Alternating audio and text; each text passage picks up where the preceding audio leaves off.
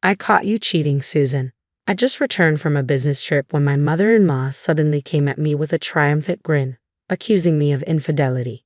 With no recollection whatsoever, I had no choice but to echo her words. She probably thought I was playing dumb, her voice growing stronger as she continued, closing in on a culprit.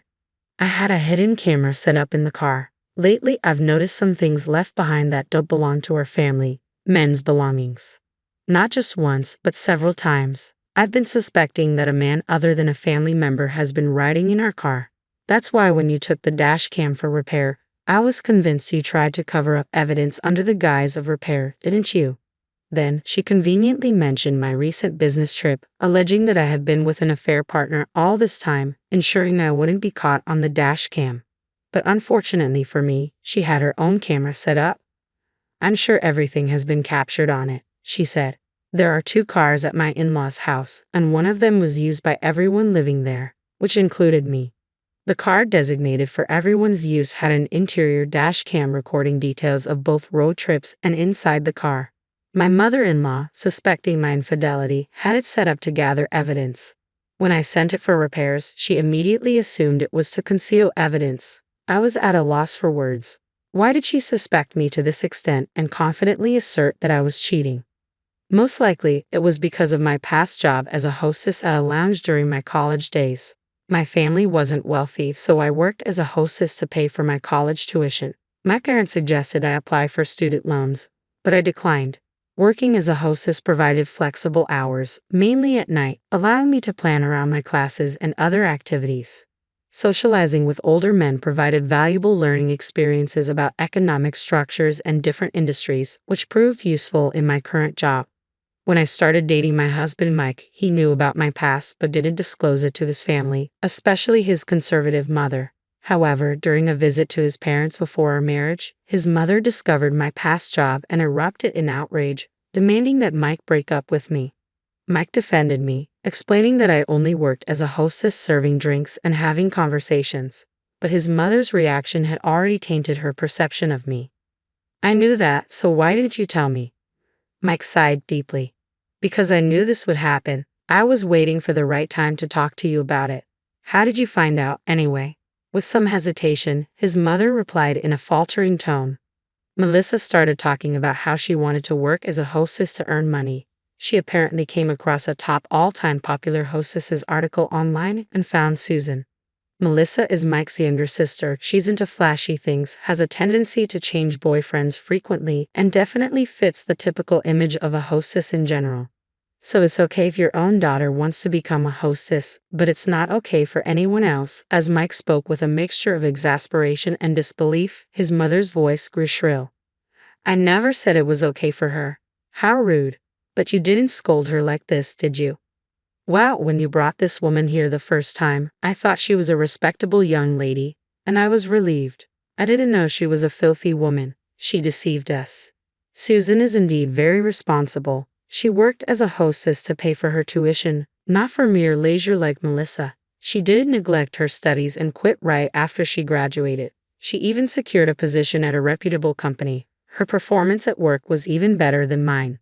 At these words, his mother clenched her lips in frustration while I was deeply moved. He stood up for me as I was being condemned, but I couldn't help but feel concerned about the deteriorating relationship between myself and the woman who could become my mother-in-law.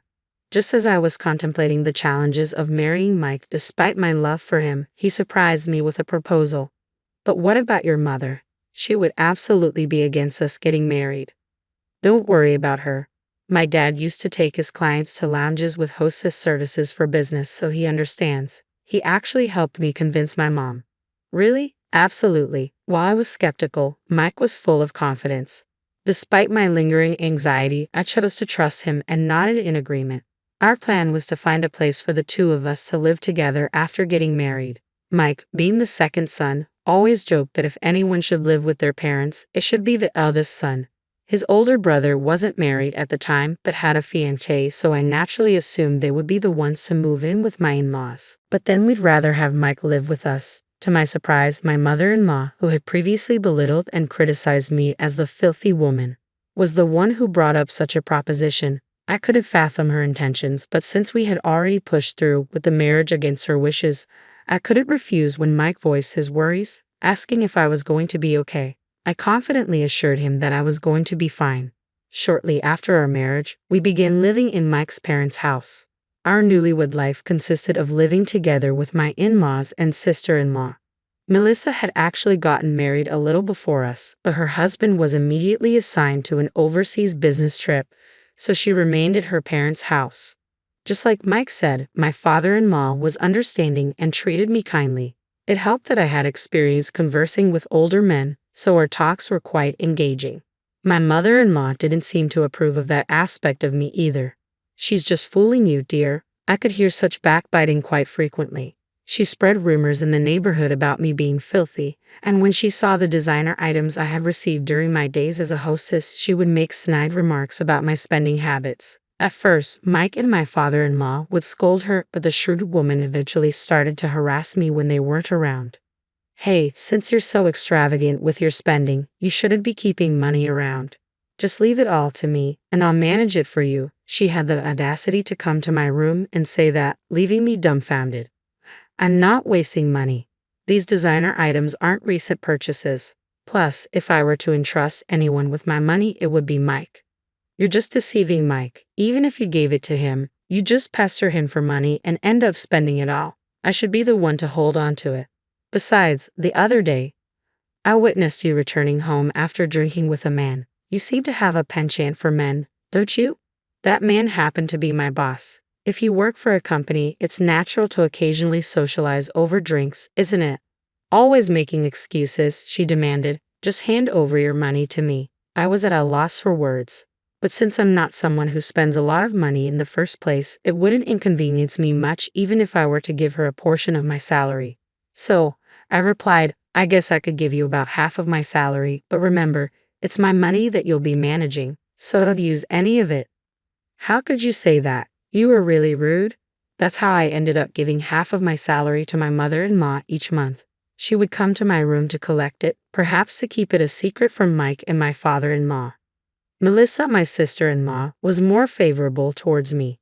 She would approach me in a friendly manner and ask about my days as a hostess or seek advice on her friendships. I appreciated her friendliness, but it wasn't exactly comforting, given that she was far more reckless with her money than me but never got scolded for it. Plus, I noticed that she had been occasionally taking and using my personal belongings without permission. In the beginning, she quietly borrowed them and returned them, but eventually she stopped returning them. My mother-in-law's behavior was escalating as well. She would follow me. On my days off, whenever I interacted with a man, she would take photos, claiming them as evidence of infidelity. She'd share these photos with Mike and my father-in-law, insisting repeatedly that I was having an affair and should be kicked out. "I want to trust you." Mike spoke to me with powerless words that seemed to contradict his true feelings, after being shown evidence of infidelity by my mother-in-law for who knows how many times. "But the number of photos my mom brings to me, isn't it excessive? Have you been meeting men behind my back?" "No way," I interrupted him out of shock. "Your mom takes photos of random people I bump into or people asking me for directions, strangers I absolutely don't know." "Yeah, you're right, sorry." Mike's voice lacked energy, and I didn't feel he fully believed me. Melissa would buy into everything my mother-in-law said, often commenting, whether maliciously or not, "Susan, you really have a lot of men wrapped around your finger. That's amazing." Her words seemed to be taking a toll on Mike as well. My mother-in-law's boasts about having caught me red-handed came amidst this ongoing tension. I finally got definitive proof of Susan's infertility. With that, she summoned my father-in-law, Mike, and Melissa to watch the hidden camera footage with her. I knew everyone was suspicious of me due to my mother-in-law's outrageous behavior. Even Mike started to think I might be cheating, but just as strongly as my mother-in-law insisted on her evidence, I had absolute confidence that I hadn't done anything wrong. And at that moment, only, I knew about the shocking footage that was about to disappoint my mother-in-law's expectations greatly.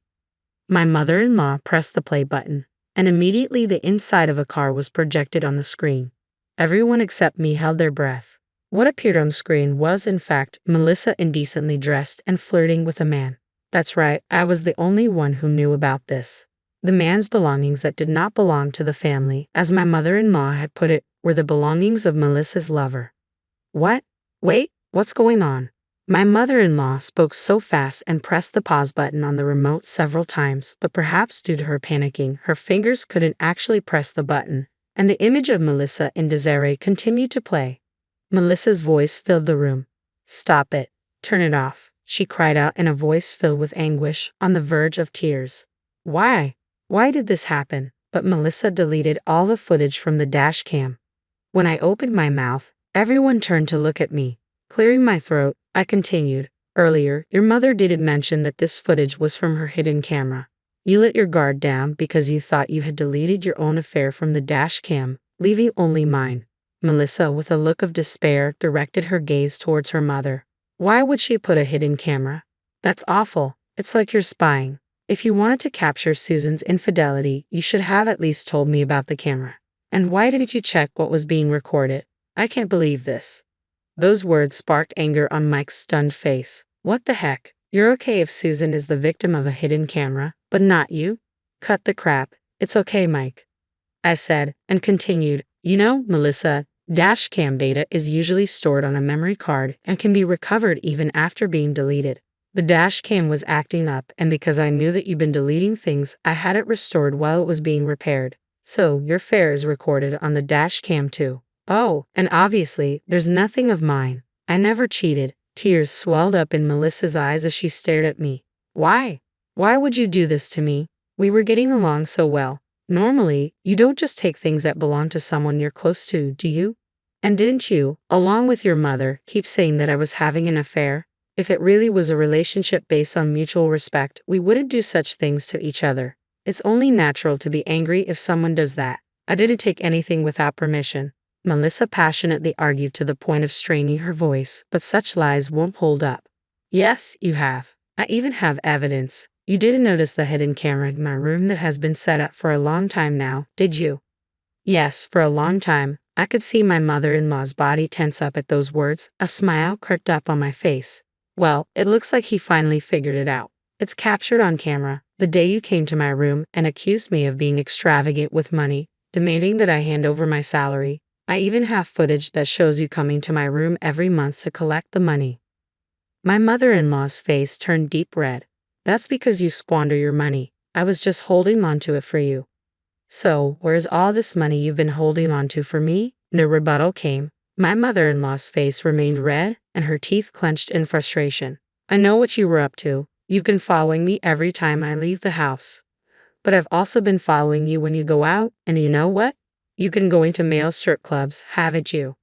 Multiple times a week. You needed money for your addiction. My father-in-law finally spoke up. He looked at my mother-in-law intently, as if pleading with his eyes. She lowered her gaze. Well, it's true in a way. I may have gone there occasionally. But Susan, can we see the footage from your hidden camera? When my father-in-law spoke, my mother-in-law unleashed her words as if she had been struck. There's no need for that. Having a hidden camera in the first place is despicable. But you did the same, didn't you? Mike said with a sigh. Moreover, you were the one who placed hidden cameras in the car used by all of us and secretly followed and took photos of Susan. Susan only had a camera in her own room. Which do you think is more despicable? Once again, my mother-in-law seemed at a loss for words. I went to fetch the camera in my room with my father-in-law, and we checked the footage. There was Melissa stealing my belongings and my mother-in-law demanding money and coming to collect it. Everything was recorded. I am truly sorry. Once we finished watching the footage, my father-in-law apologized. Even when I told him it was okay, he wouldn't stop apologizing. Mike joined him and apologized to me as well. I screwed up. I should have stopped Mom from following you and taking photos. I let my own insecurities get the better of me. I'm sorry. He looked up with worried eyes and asked, Can I still be your husband, Susan? Of course you can. At my words, Mike finally smiled. My father-in-law demanded my mother-in-law to return the money to me and also served her with divorce papers. Despite her pleas of having no money and begging him not to leave her, my father-in-law was resolute, and they ultimately divorced. She's now working full-time in order to repay me and cover her living expenses. I'm sure she doesn't have any spare time to visit strip clubs anymore. Melissa was kicked out of the house, and her husband, who is still on his business trip abroad, left her as well. It didn't seem like she was particularly bothered by the divorce, perhaps because she had always been averse to being tied down by one man. On the other hand, what seemed to hit her hard was having to repay me for the numerous designer items she stole from me. She finally started working as a hostess, but not being particularly bright or street smart, she doesn't seem to be doing well. There's even talk of her turning into a sex worker to make ends meet. While I can't say for certain, it seems she's desperate to make money. As for me, I'm living happily with Mike and my father-in-law in his home. As expected, conversations with my father-in-law flowed smoothly, and my husband would often ask to join in, maybe because he was jokingly jealous of our relationship. The three of us laugh and enjoy our time together every day.